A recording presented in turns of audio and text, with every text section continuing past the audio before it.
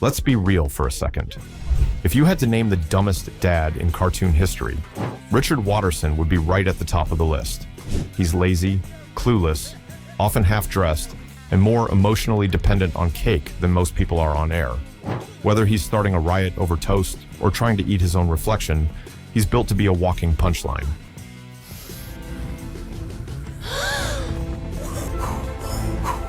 What's going on? I think he's using his brain. And it works. He's funny, endlessly watchable, lovably chaotic. This is dangerous. He's pushing way past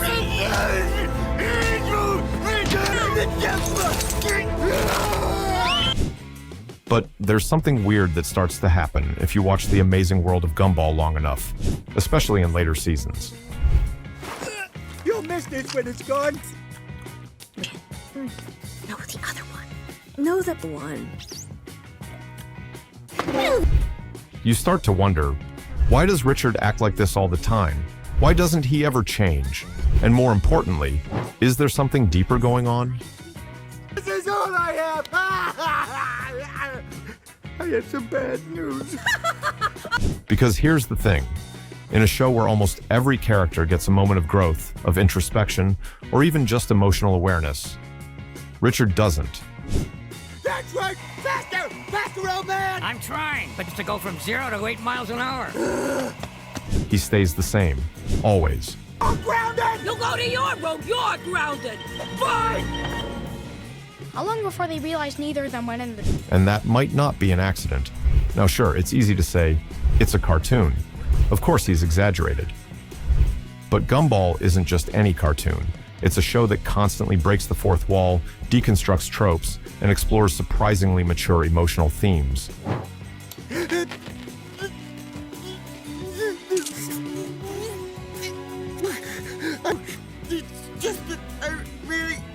Gumball deals with fear of growing up. Darwin tackles identity and empathy. Nicole wrestles with trauma and pressure. Even side characters like Rob and Banana Joe get moments of depth. Really? I know, I like just... He felt otherwise. But Richard, he stays locked in this weird space. A grown man who acts like a toddler. A father who never really fathers. A husband who, despite his love for Nicole, can't meet her halfway on, well, anything. Come on, just let it all out. Come on, kid, that's it. And that's where things start to feel less funny and more uncomfortable. Let's not panic. I'm sure there's a perfectly rational We've just been kidnapped and we're all wearing blinders. Because if someone you knew in real life behaved like Richard, it wouldn't be hilarious. It would be worrying.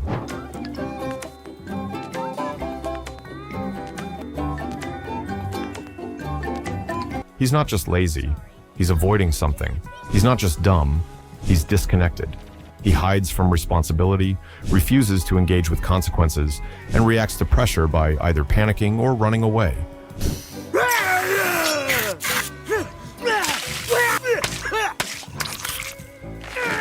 Almost like a child pretending everything's fine, because the truth is too much to handle.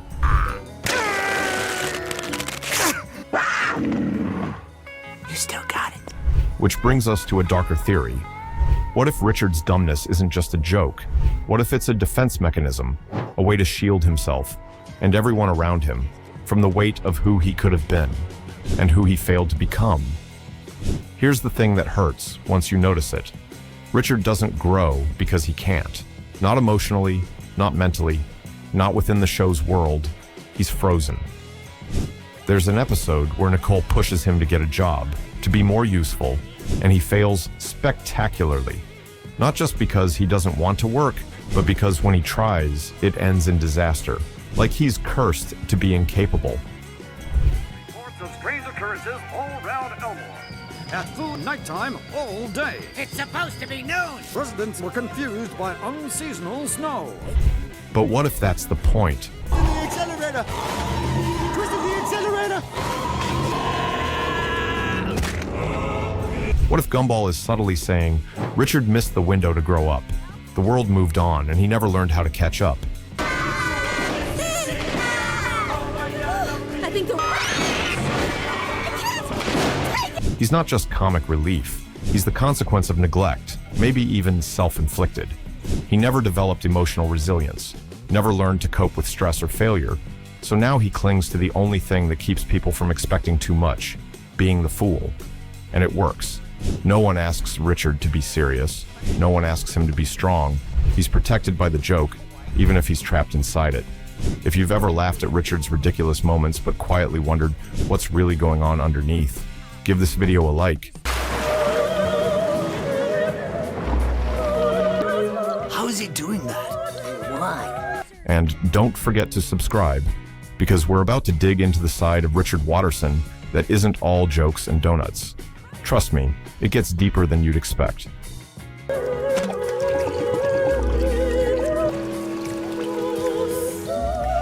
It's easy to assume Richard has always been like this, useless, lazy, and emotionally dependent on cereal. But then you watch The Choices, the episode where Nicole looks back on her life. And suddenly, the story shifts. I was feeding a squirrel some nuts to see where he hides, Okay. and it worked a little too well. Okay. Okay, I've got to run now. We see glimpses of the Richard she first fell in love with. He's not a genius, sure, but he's sweet, goofy in a charming way. He makes her laugh. He's present. Most importantly, he isn't just floating through life yet. He's trying. I like mine better, but okay. Yes, allow me to demonstrate. Did one of you do something stupid? It's becoming dangerous. Take a look at this x-ray. Palming continues. In 6 months, she'll go from a Nicole... There's this one alternate timeline where Nicole walks away from Richard and becomes ultra successful, but she's lonely. In another one, they stay together, but become broke and miserable. It's chaotic, messy, real.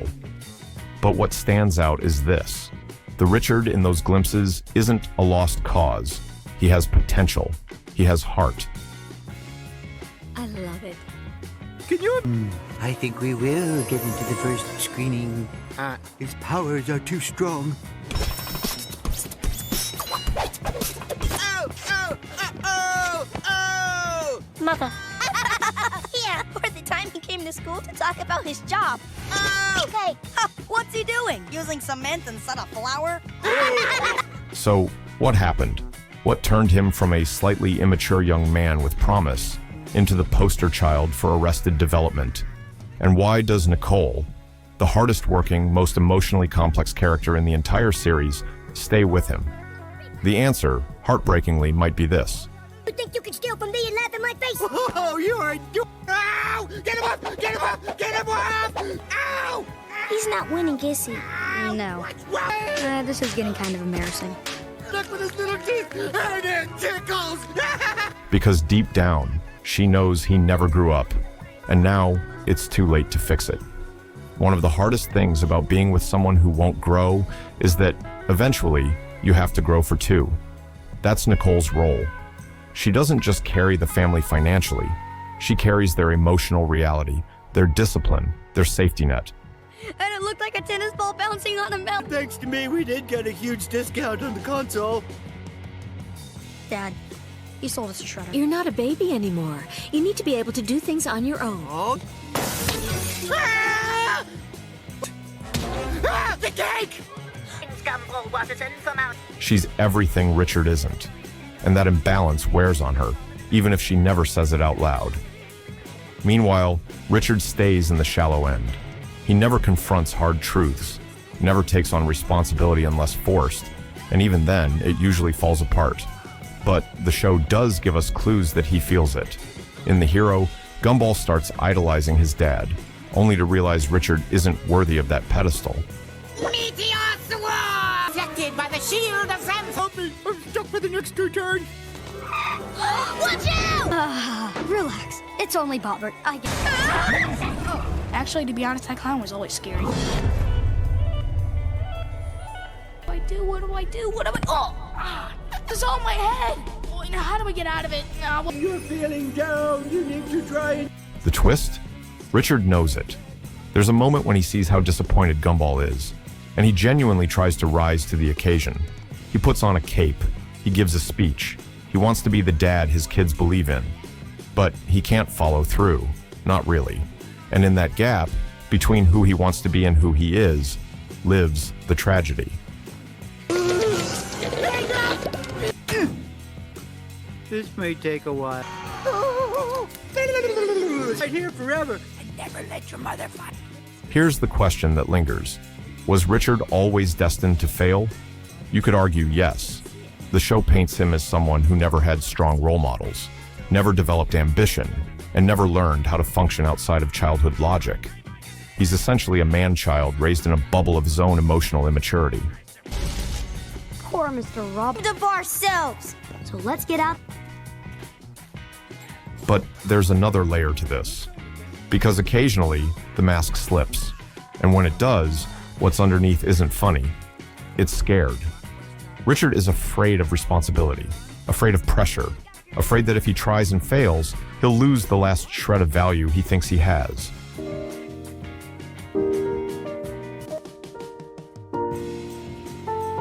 So instead, he leans into the joke.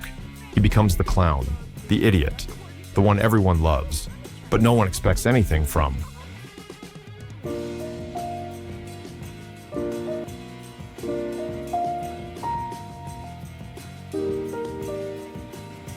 That way, he never has to fail, because no one ever believes he'll succeed. And that's a defense mechanism a lot of people know too well. You notice when you pee. For all his flaws, Richard loves his kids. That much is clear. He plays with them, bonds with them over nonsense, supports their weirdness, even if he doesn't always understand it. Like that? What is... For no reason, and there's no... My bathwater. You need to stop. You know, I never had... In many ways, Gumball and Darwin adore him because he's the only adult who seems to operate on their level. But love isn't always enough. There are episodes where Richard's failures cause real harm, emotional or otherwise, when he forgets important events. Wedding. Oh, can I see? Not you, those adoption papers. My mother! Boom! When he leaves Nicole alone to manage everything. When he lets his kids fend for themselves while he naps in the fridge. Sometimes it's harmless, other times it isn't. And what's heartbreaking is... Let's go!